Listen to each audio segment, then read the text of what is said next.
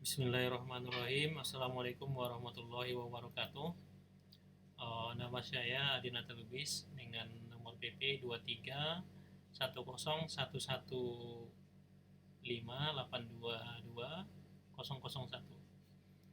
Nah, di sini saya akan menjelaskan filsafat ilmu tentang mengenal diri yang diinisiasi oleh Socrates. Nah, hidup yang tidak ditelaah tidak layak untuk dijalani. Mungkin kalimat Socrates ini terdengar ekstrim, ya, tapi ada benarnya. Diri baik ya juga ditelaah atau dievaluasi. Nah, semakin memahami diri sendiri, semakin nyaman kita menjalani hidup. Setidaknya eh, itu yang saya rasakan beberapa tahun terakhir. Dulu saya mungkin lebih cemas, kemudian bingung, tidak jarang pula terombang-ambing oleh emosi atau opini orang lain. Nah, pernah juga hilang kendali atas diri sehingga berujung pada sejumlah keputusan yang kurang bijak. Nah, konflik dalam diri juga bisa berakibat dengan orang lain. Jadi kurangnya menikmati dan merasakan bagaimana dengan hidup. Nah, mungkin kawan-kawan pernah merasakan hal yang demikian. Nah, mengenal diri ini adalah sebuah proses yang panjang dan tidak selalu mudah. Nah, proses di mana kita berani menatap dan menganalisa diri dari segala sisi, termasuk sisi yang tidak mengenakan. Dengan menganalisa diri, kita bisa belajar, kemudian bisa memahami apapun emosi yang kita rasakan dan dari mana akar emosi ini. Dan kesadaran ini membuat kita lebih mampu menanggapi situasi yang sulit dengan cara yang tenang dan bijak. Karena orang yang tidak mengenali diri sendiri biasanya tidak berdaya di hadapan opini publik. Ia lapar dengan pujian, kemudian berhati rapuh, mendengar pujian orang, hatinya ngembang, tapi sekali lagi merasa dihina, bisa langsung marah atau ciut seciut-ciutnya. Nah, tidak sehat menggantungkan emosi dan harga diri pada kata orang lain. Nah, orang yang tidak selalu terkenal dengan diri juga cenderung jadi pengikut, mudah terbuai dengan arus tren, mengadopsi suasana atau suara publik paling dominan tanpa pikir panjang dan atau kritis. Makanya sulit bagi kita untuk menjadi individu yang kreatif dan inovatif ataupun otentik. Ia akan cenderung mengalami masalah dalam percintaan, kemudian dunia kerja, keuangan, dan hubungan dengan orang lain. Nah, apakah itu memilih pasangan yang tidak tepat? Bingung mau kerja apa, nggak enak diajak berteman, dan boros karena rajin belanja. Mungkin kawan-kawan atau yang lainnya bisa melihat bagaimana sih kesombongan di dalam postingan, baik itu di media sosial, semuanya itu kan hanya membanggakan diri sendiri, membanggakan anak, membanggakan suami, kemudian membanggakan tempat. Itu hanya demi mengisi kekosongan dengan perasaan yang semu ya.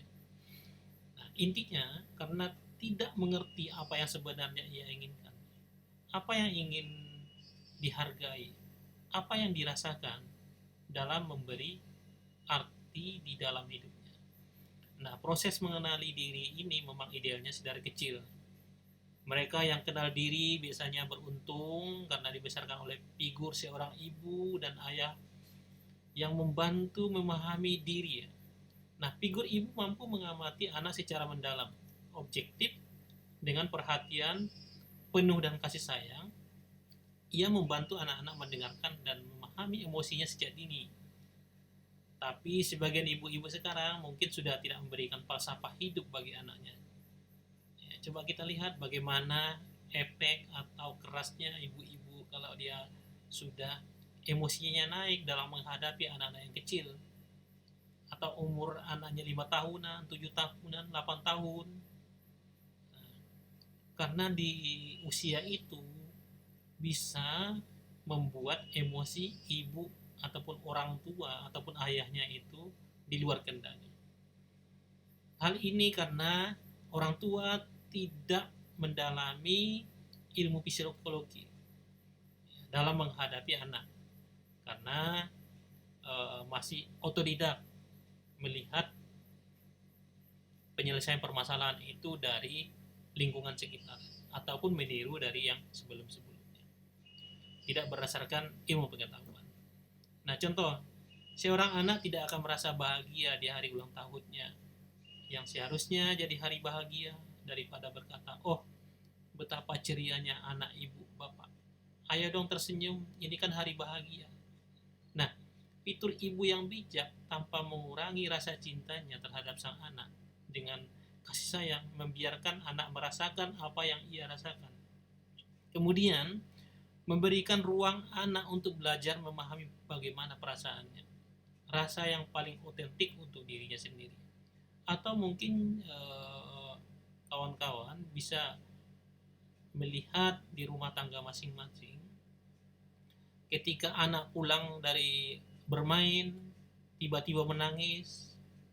Nah, pasti pertanyaannya itu, kenapa menangis? Siapa yang memukul? Nah, seharusnya nggak seperti ini. Ya, biarkan anak-anak itu dulu menceritakan apa sih sebenarnya kisah yang terjadi. Nah, kalau dia ada kesalahan, tentu harus disuruh minta maaf. Nah, disitulah peran orang tua bagaimana memahami perasaan anaknya, jangan langsung menjustis bahwa ini salah, itu salah, ini jangan, yang itu jangan. Nah, figur ibu yang baik ialah yang tidak cepat menghukum, menghakimi, ataupun menyalahkan anak. Nah, ia bersedia mendengarkan apa yang anak inginkan, apa yang perlu dikemukakan. Nah, aksi sederhana ini mempunyai dampak besar dalam membantu anak tersambung dengan dirinya sendiri. Apa langkah kita untuk mengenal diri di usia dewasa? Tentu kita harus merefleksi diri. Caranya beragam, tinggal pilih mana yang paling sesuai dengan kita. Ya. Kalau di Islam tentu dengan cara istighfar sebanyak-banyaknya, bertaubat, ya, mengevaluasi apa saja yang telah diperbuat, nanti akan berdampak kepada hari-hari berikutnya. Kita harus berpikiran positif. Hari ini harus lebih baik dari sebelumnya. Hari berikutnya harus lebih baik dari hari sebelumnya. Nah, kalau untuk diri saya sendiri, untuk mengevaluasi diri, itu biasanya melakukan zikir di dalam kolbu, karena saya adalah salah satu pengamal ilmu tasawuf. Jadi everyday atau setiap hari atau setiap waktu itu insya Allah zikirnya masih aktif. Nah, kemudian dengan mengingat Allah ataupun berzikir, kita akan bisa memview atau melihat ya ke belakang apa sih yang telah kita lakukan, kesalahan apa yang telah kita lakukan. Nah, kalau kita sudah ingat, tentu kita harus mengucapkan istighfar seterus-terusnya sehingga kita merasa lebih baik. Nah, kemudian kita harus menganggap bahwa hidup di dunia ini hanya sementara. Kita harus mengikuti rule yang telah diberikan oleh Allah kepada umat manusia, yaitu mengikuti pedoman hidup Al-Quran dan hadis. Nah, selain dari mengamalkan ilmu zikir tersebut, tempat-tempat yang paling nyaman di dalam mengevaluasi diri adalah ke masjid, ke surau. Nah, itu adalah tempat kita yang paling baik untuk mengenal diri kita. Karena bagi siapa yang tidak mengenal dirinya, tentu dia tidak akan mengenal Tuhannya. Berikutnya, bersilaturahmi dengan orang tua, orang yang baik-baik dalam ucapannya. Kemudian guru-guru kita, baik itu di guru bidang agama ataupun yang lainnya. Nah, tentu membantu diri belum tentu abdol. Seorang psikoterapis bisa membantu kita berkaca bagaimana mengurai sejumlah peristiwa hidup yang masih mengganjal di dalam hidup yang lebih memuaskan. Nah, saya pernah mencoba mengevaluasi diri ini dengan mendatangi seorang psikiater. Nah, saya ada dua sesi psikiater itu untuk mengetahui bagaimana sih diri saya ini sebenarnya. Nah, dari sisi dialog psikiater itu ataupun psikolog itu, mereka mencari tahu kelebihan, kelemahan, kebutuhan, perasaan, pikiran, kemudian pola pikir, perilaku secara mendalam. Sehingga akan menjadi terampil mengenai diri kita sendiri serta berurusan dengan orang lain. Memang bagus kalau kita mengikuti atau kita datang ke psikiater untuk mengevaluasi diri. Nah, semua ini bertujuan untuk melihat diri kita sepenuhnya, sehingga nanti terasa lebih dalam, kemudian lebih solid, kemudian lebih bagus. Nah, orang yang mengenal diri lebih bisa menjalani hidup dengan penuh kesadaran seperti semua manusia yang akan berhadapan dengan lika-liku kehidupan. Tentu ia kadang-kadang masih merasa kesal, kemudian terganggu, cemas, panik, stres. Namun tantangan ini bisa dihadapi dengan tenang dan bijak.